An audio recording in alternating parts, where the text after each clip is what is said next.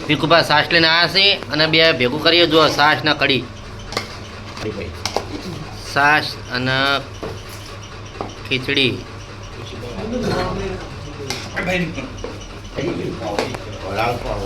આ ગાવથી પાછી પડી સાસ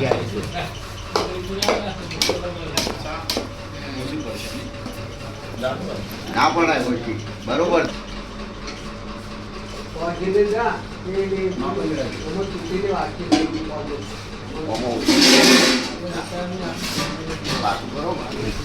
કોઈ વલોણા ઘરના વલોણાની શાક લાવી છે લોકોની શાક ખવડાવતા નહીં લોકોની શાક ના ખવડાવતા છાશ ખવડાવવાથી કૂતરાની ખોવા થાય નહીં દૂધ પાવાની ખોવા થાય